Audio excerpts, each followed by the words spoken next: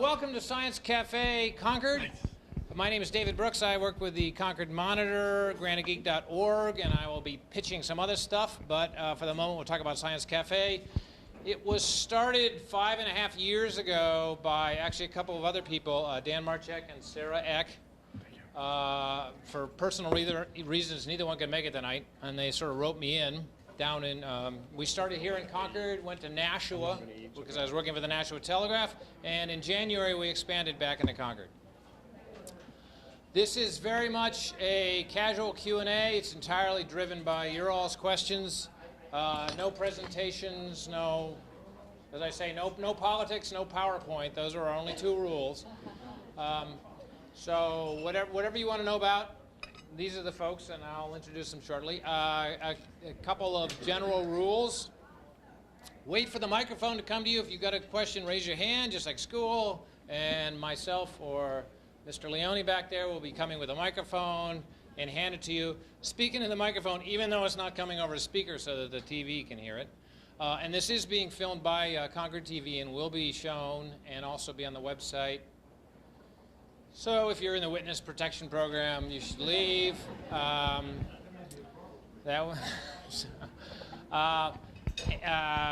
see. All right. So as I say, we started 5.5 years ago. The idea was to just have a conversation about topics of interest from a scientific or technical point of view as compared to a politics point of view or whatever. It's a little hard to keep politics out of it in Concord, but we do a pretty good job. The topics run the gamut over the years. We've done everything from, West Nile virus to the mathematics of political polling, which was an unbelievable geek fest, and a lot of medical things and topics. And we actually did our very, very first Science Cafe 5.5 years ago was about climate change. And this one's a little different because it's not about, gosh, is climate change happening or what's causing it? But things are happening. What should we be doing, if anything, to prepare? And how do we know what to do? So that's the goal. Two things. One is that, as you've noticed, this job is a nightmare for the wait staff because we're all here at the same time. We all leave at the same time, and there's not enough room for them. So tip generously. It's Science Cafe. You can calculate large numbers in your head. So, so make sure you reward them for this couple hours of hassle. The other thing is, as I said, I write for the Monitor, and I do a blog called Granite Geek, and we are launching next week a weekly newsletter, the Granite Geek newsletter, free newsletter, which is going to have various stuff in it hopefully of interest. If you are interested in that, as you go out, one of these two tables, I have a couple of sheets that you can sign up, leave your email address. You can do two things. You can actually sign one for the Granite Geek email. You can sign one for the Science Cafe email list, which says, I'll send you an email saying, hey, don't forget about Science Cafe. It's happening again. And the other one is if you're interested in taking a look at the Granite Geek newsletter, that is a separate sheet. They'll both be up there. If you're already on the Science Cafe email list, you don't need to sign up again. I've already got you. I think that's it. It looks like we're not back yet, so we're going to plunge into this just using the power of the very loud spoken word. All right, so we have 3 panelists tonight, and they are from, well, we'll start with you. We have Rhett Lamb, who is the city planner for Keene, and who was a panelist at our very first climate change. So he's only the second person to be a repeat Science Cafe panelist. So you can put that on your resume, and it will really impress people. And in the middle, we have somebody that some of you might recognize, actually, Chuck Souther of Apple Hill Farm in Concord.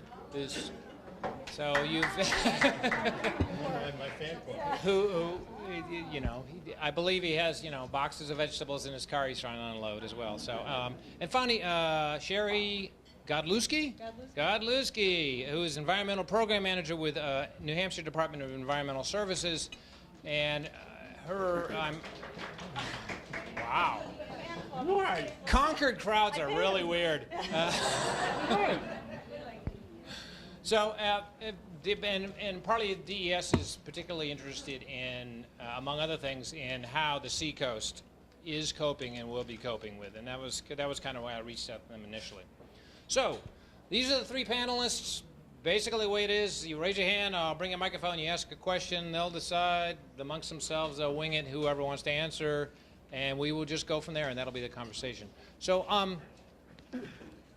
I will actually start with the first question. So I guess I'll start with Rhett, since he was here 5 years ago. So in the past 5 years, has the way that you, and there's your microphone, don't forget about it, for the TV, has what you are doing, it should be just on, as a city planner, has what you are doing changed because of what we know or don't know about climate change? Yeah, I think the answer is yes. And remember, you got to project. I think the answer is yes.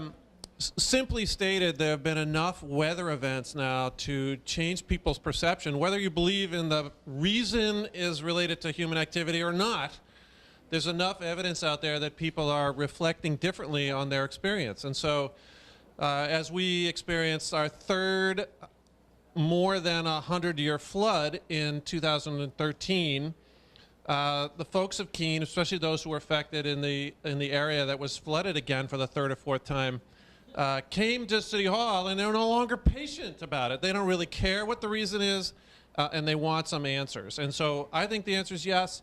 And when the fire chief stands up and says, yes, I believe that, that this is a result of climate change, then things are changing around us.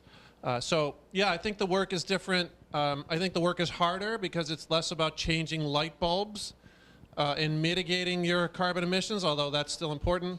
And it's more about making the sort of big infrastructure changes that are going to be needed to make sure that people don't feel the sort of lasting and more significant impacts of these weather events mostly. So yes, I think it's different, and to some degree, we are now getting focused on the harder work that we're going to have to deal with over the next 10, 20, and more years into the future. All right, it's up to you now. Use this, but also speak loudly. Yes, sir. Okay. I just want to follow up on the on Keene. Could you talk a little bit about the topography of Keene and why are you subject to these repeating floods? I've got some idea. I mean, I think of Hurricane Irene and what happened in Vermont. Is it the topography of the hills around you? What's happening in Keene to cause this flooding? So in terms of weather, I don't think there's anything different happening in Keene than anywhere else. And so, you know, not only are we seeing these extreme weather events, but we're also seeing sort of more intense weather on the rest of for the rest of the year. So my term is caffeinated climate, right? So it's all just more. So the thunderstorm that used to roll in and out in 20 minutes doesn't roll in and out in 20 minutes anymore. It stays there for like an hour and a half. And so what used to be a quarter-inch rainfall is now a half-inch, three-quarter-inch of rain in like, you know, less than an hour. So those are the kind of events I think we're all experiencing to one degree or another. Keene is unique because we're a glacial lake bed. There are 5 watersheds that come together pretty much right where the city was constructed. They needed a planner back then. They didn't have one. That was a joke. You know, we have a unique problem, but it's not unique in the sense that there are others who are similarly situated. We totally dodged the bullet in Irene. The landscape of Vermont was particularly vulnerable to that type of event because of the small towns and the really steep stream gorges and small valleys. So Keene is a unique problem. It's not about the violence of moving water. It's about the persistence of lots of water, because on this flat glacial lake bed, it rains a lot and it doesn't go away and it stays there. And so we have a lot of folks with basements that are full of water for days after these events. And so our stormwater system in particular is vulnerable to these sort of persistent high-intensity rainfall events. Excellent. All right, don't be shy.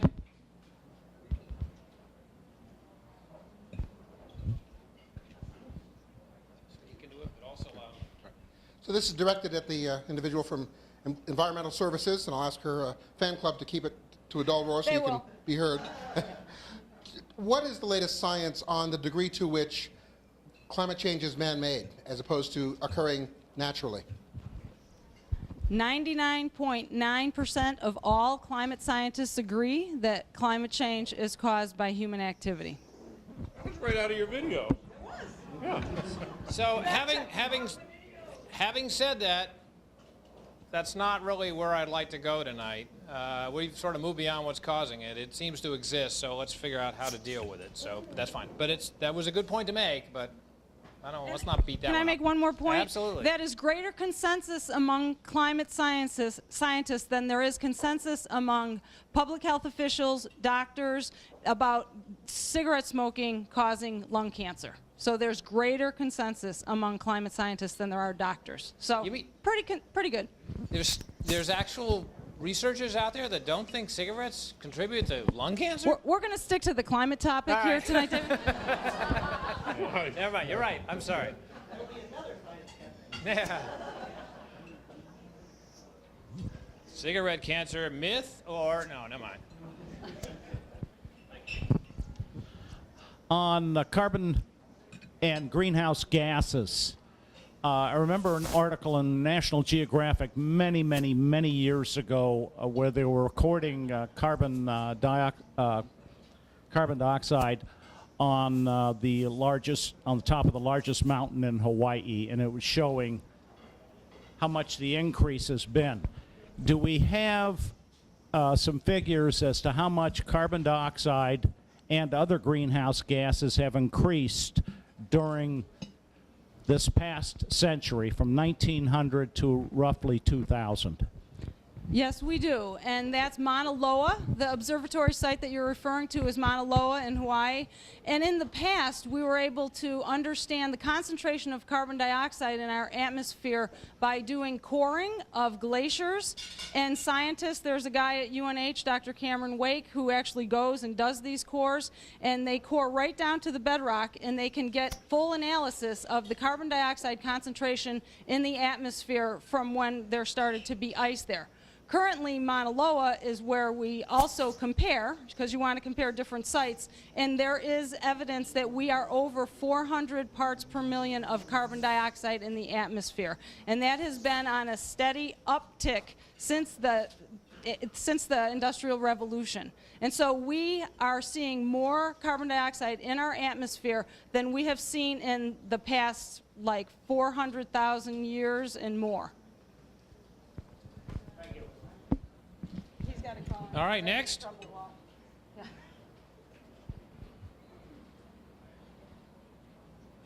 I'm coming.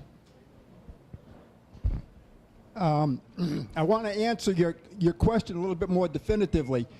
Go on Google and look for the Keeling, K-E-E-L-I-N-G curve. He's the one who started measuring carbon dioxide.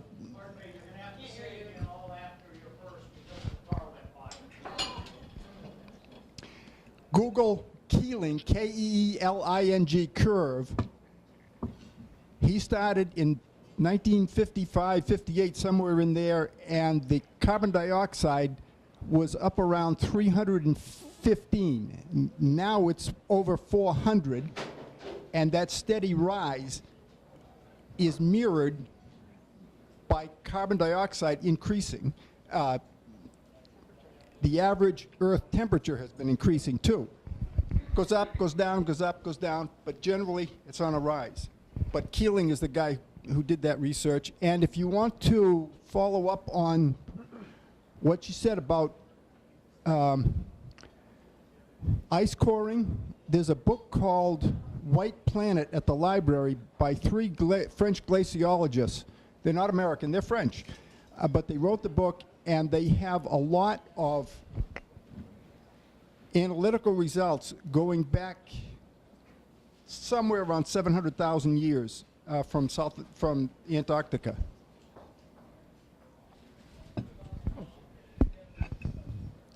All right, over here.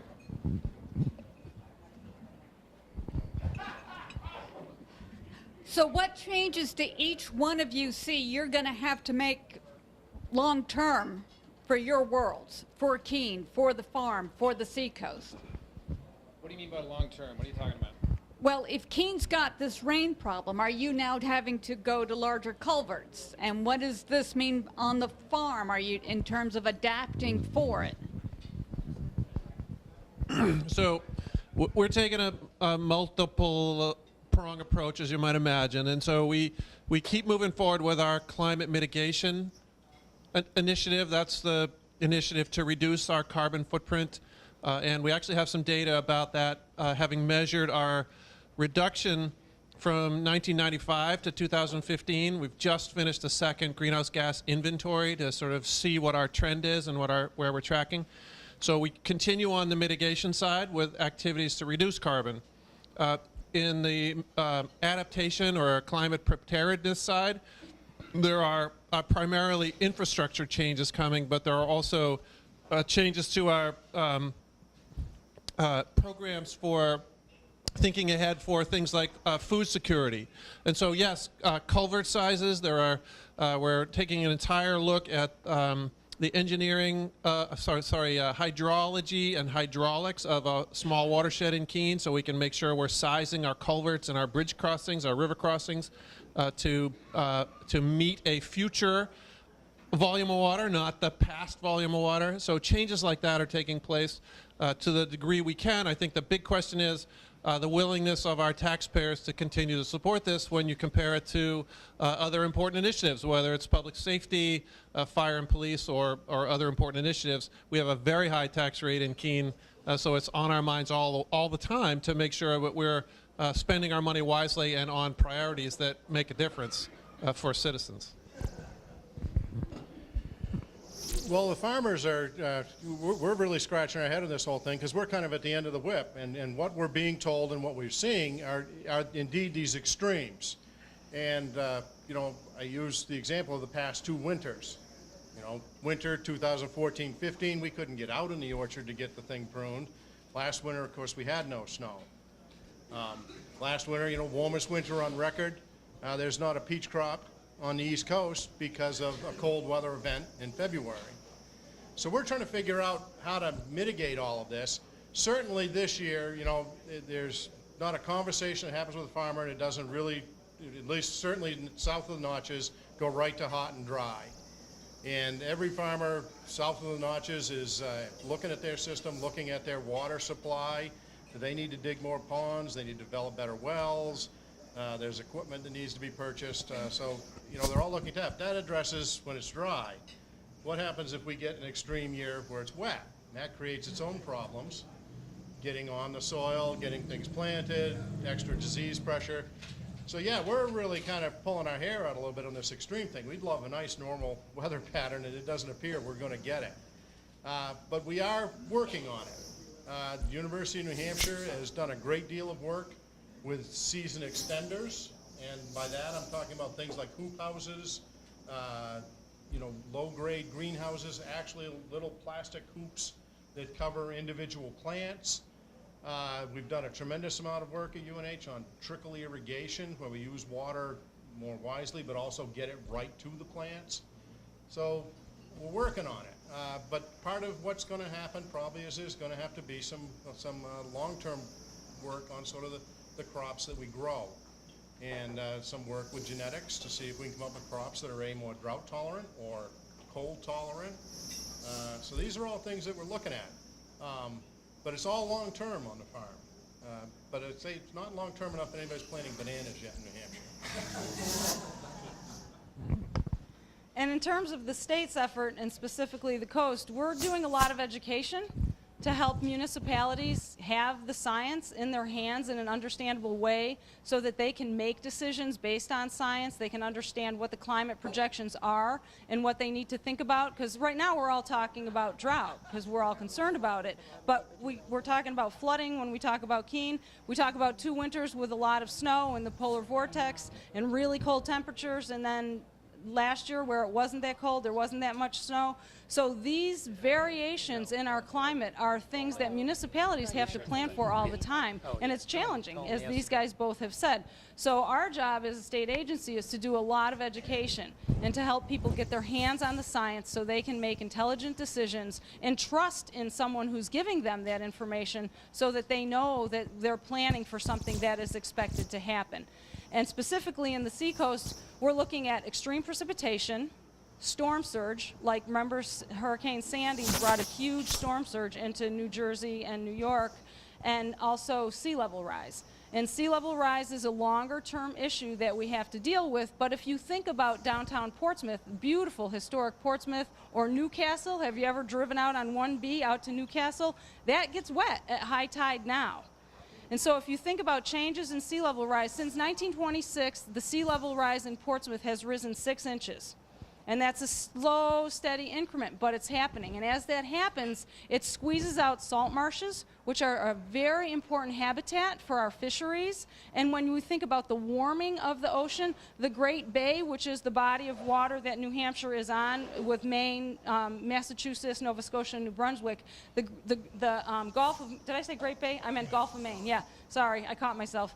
Can you edit that out? So the Gulf of Maine is the warmest body of temperature. It's warming at the fastest rate of any part of our oceans. And so our lobster population has gone north to colder waters.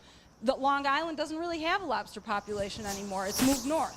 The cod population has moved north. We don't have shrimp in the Gulf of Maine right now. The shrimp population is decimated, and it's because of a combination of warming water as well as the things they eat have moved north, and the timing is off. So the Seacoast is looking at a lot of things because our economy in the Seacoast is really based a lot on fishing, but a lot on tourism. And our Seacoast region brings in 37% of the rooms and meals tax for the state of New Hampshire. So while we may not live in the Seacoast, many of us here in the room don't, we're Concord people, we go to the coast. Sure, everybody goes to the coast, not to Hampton Beach in the summer, but you go at some point because it's beautiful. And it's nice to be there, and we're contributing to the whole state's economy just by the rooms and meals tax. So there's a lot of attention for the coastal region because there's a lot of threats. And when there's a big storm, a nor'easter, with an onshore wind bringing a huge storm surge plus a lot of precipitation, they're inundated. They're inundated from both sides. They're inundated from water coming down, the fresh water, as well as the salt water moving in. And there's a researcher at UNH who's looking at groundwater changes and how groundwater is impacted by rising sea levels. And so the first thing we think about is saltwater intrusion, right? The salt's going to get into the groundwater in the coast and make people's drinking water wells go bad. That's going to happen, but also the sea level, as it rises, it acts like a wedge, and it actually causes groundwater to rise up. And her research is preliminary. It's not peer-reviewed at this point yet, but it's showing areas in the Pease Trade Port, you know, the airport there, that it gets underwater. So there's huge issues in the Seacoast, and there's a lot of federal dollars being allocated towards work there, and we have very strong people working in the Seacoast region. And just recently, I'm sorry I'm going on and on, but I'll stop in a minute.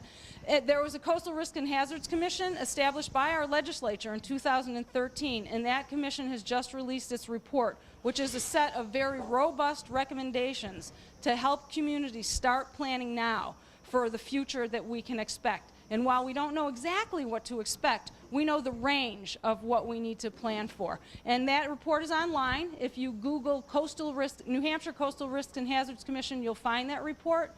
And I'm really proud of our legislators who put this forth and the work that we've done together on the commission. All right, thanks. I'm coming over. I just want to say 4 or 5 months ago, I was out in Portsmouth for a national conference on sea level rise, and there were mayors from up and down the East Coast, Democrats and Republicans and all that, talking about how, what do they call it, sunny day flooding. Yeah.